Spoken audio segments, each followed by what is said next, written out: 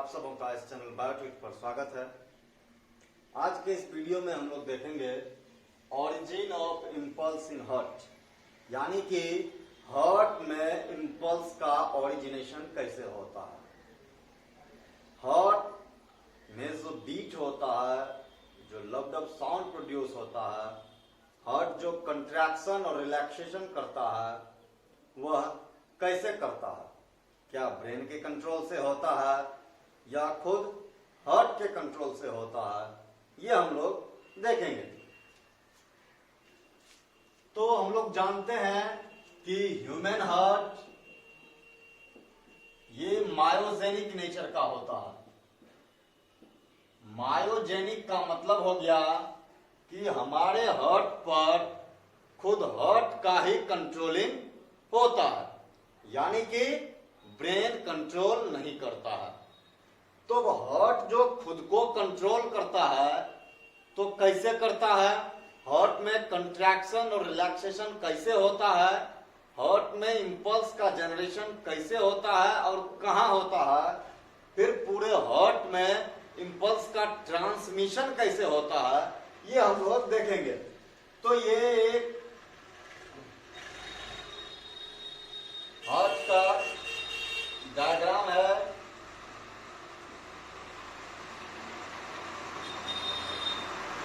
जो इस तरह से होता है। अब क्या है कि हार्ट में इंपल्स के जनरेशन और उसके कंडक्शन के लिए क्या क्या चीज जरूरी है। तो सबसे पहला चीज जो होता है वह ऐसे नोड होता है, दूसरा एभी नोड होता है, तीसरा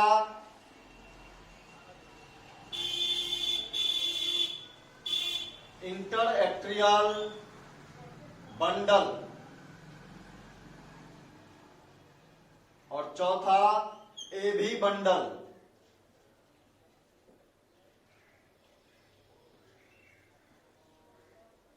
और पांचवा पुरकिंजे फाइबर। ये 5 चीज है जो हार्ट में इंपल्स के जनरेशन और उसके कंडक्शन के लिए रिस्पॉन्सिबल होता है। तो अब सबसे पहले हम लोग देखेंगे कि ऐसे नोड क्या होता है। ऐसे नोड यानी कि साइनोएट्रियल नोड, ऐसे नोड, ये हो गया साइनोएट्रियल नोड। इसी को पेस मेकर कहते हैं। ये क्या होता है कि राइट ऑरिकल के अपर पार्ट में, राइट ऑरिकल के अपर पार्ट में जहां सुपीरियर वेना कावा ओपन होता है, उसके नीचे एक पैच होता है मसल्स का, या हम कह सकते हैं कि हार्ट का कुछ मसल्स इंपल्स जनरेट करने के लिए मॉडिफाई हो जाता है, बाकी मसल्स से अलग हो जाता है। तो वो पैच जो है वो कहलाता है ऐसे नोड, जो करीब 1.5 सेंटीमीटर लंबा, 3 मिलीमीटर चौड़ा और 2 mm थिक होता है।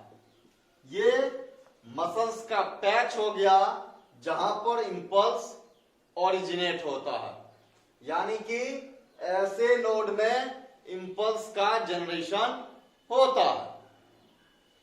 तो ये ऐसे नोड है जहां पर इंपल्स का जनरेशन होता है। तो ये कहां होता है, राइट ऑरिकल के अपर पार्ट में, below the opening of superior vena cava. Superior vena cava जहां खुलता है उसके नीचे पाया जाता है। इसके बाद दूसरा है एभी नोड। दूसरा है एभी नोड, जिसको एट्रियोवेंट्रिकुलर नोड कहते हैं। एभी नोड, एट्रियोवेंट्रिकुलर नोड कहते हैं। या इसी को पेस सेटर कहते हैं या रिजर्व पेस मेकर कहते हैं। रिजर्व पेस मेकर या पेस सेटर। तो ये एभी नोड कहां होता है? जहां इंटर एट्रियल सेप्टम का लोअर पार्ट होता है। ये इंटर एट्रियल सेप्टम हो गया, जो एट्रियम को या ऑरिकिल को दो भागों में बांटता है, वो इंटर एट्रियल सेप्टम कहलाता है। तो इंटर एट्रियल सेप्टम के लोअर पार्ट में इस जगह पर ये जो है ये एवी नोड होता है। इंटर एट्रियल सेप्टम के बगल में जहां पर कोरोनरी साइनस का ओपनिंग होता है, कोरोनरी साइनस इसका जहां ओपनिंग होता है उस जगह पर, यानी कि यहां सुपीरियर वेना कावा, यहां इंफीरियर वेना कावा खुलता है और इस जगह पर कोरोनरी साइनस का ओपनिंग होता है। तो कोरोनरी साइनस के ओपनिंग के नीचे और ट्राइकस्पिड वाल्व के ऊपर, कहां पर? तो कोरोनरी साइनस के ओपनिंग के नीचे और ट्राइकस्पिड वाल्व के ऊपर एवी नोड पाया जाता है। और एक एवी नोड ही है जो पूरे हार्ट में ऑरिकिल से यानी कि वेंट्रिकल में इंपल्स को पहुंचाने का काम करता है। यानी कि यदि एवी नोड नहीं होगा तो वेंट्रिकल में इंपल्स नहीं जाएगा। केवल और केवल एक ही पाथवे है, ऐसे नोड से एवी नोड और फिर एवी नोड से पूरे वेंट्रिकल में जाता है। तो ये एवी नोड होता है। तीसरा है inter atrial bundle. Inter atrial का मतलब हो गया इंटर एट्रियल बंडल, यानी कि वह फाइबर का बंडल जो एक ऑरिकिल से दूसरे ऑरिकिल तक इंपल्स का ट्रांसमिशन करता है। इस तरह से इंटर एट्रियल बंडल पाया जाता है जो एक ऑरिकिल से दूसरे ऑरिकिल यानी कि राइट ऑरिकिल से इंपल्स को लेफ्ट ऑरिकिल तक पहुंचाता है, तो वो इंटर एट्रियल बंडल कहलाता है। तो यानी कि ऐसे नोड से एवी नोड तक जो जाता है, ऐसे नोड से दूसरे यानी कि राइट ऑरिकिल से लेफ्ट ऑरिकिल में जो इंपल्स पहुंचता है वह इंटर एट्रियल बंडल के द्वारा पहुंचता है। चौथा है एवी बंडल। एवी बंडल का मतलब हो गया एट्रियो वेंट्रिकुलर बंडल।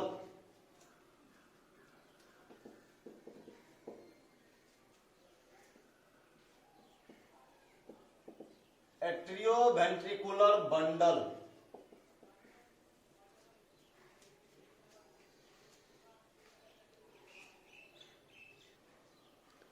तो एट्रियो वेंट्रिकुलर बंडल जो है इसी को बंडल ऑफ हिस कहते हैं। ये कहां है? तो ये एवी नोड से, ये एट्रियो वेंट्रिकुलर बंडल या बंडल ऑफ हिस ये एवी नोड से ओरिजिनेट होता है। Originates from AV node. तो एवी नोड से डाउनवर्ड डायरेक्शन में जाता है और दो भागों में बट जाता है। यानी कि इस तरह से पेपलरी मसल्स होते हैं। तो ये एवी बंडल जो है या एवी बंडल नीचे आकर के दो भागों में बट जाता है, राइट एट्रियो वेंट्रिकुलर बंडल और लेफ्ट एट्रियो वेंट्रिकुलर बंडल में। तो राइट बंडल जो है वह राइट वेंट्रिकल में और लेफ्ट बंडल जो है वह लेफ्ट वेंट्रिकल में रहता है। अब क्या है कि ये जो इंपल्स है ऐसे नोड से एक ऑरिकल से दूसरे ऑरिकल तक गया, तो इसी को जो इंटर एट्रियल बंडल है इसी को हम लोग इंटरनोडल बंडल भी कहते हैं। इंटरनोडल यानी कि इंटरनोडल बंडल। तो इसी के द्वारा एक नोड से दूसरे नोड तक, यानी कि 3 बंडल होते हैं, 3 फाइबर होते हैं जो ऐसे नोड से ए भी नोड तक इंपल्स को लाता है। तो ये भी इंटर एट्रियल हो गया, ये इंटरनोडल हो गया। तो चूंकि एट्रियम के अंदर ही होता है इसीलिए इंटर एट्रियल या इंटरनोडल बंडल कहते हैं। तो ये ऐसे नोड से इंपल्स जो है ए भी नोड तक इंटरनोडल बंडल के द्वारा आया। अब ए भी नोड से क्या होगा इंपल्स, ए भी नोड से ए भी बंडल के द्वारा या बंडल ऑफ हिस के द्वारा वेंट्रिकल में फैलेगा। तो ए भी बंडल जो है वो राइट और लेफ्ट दो होता है।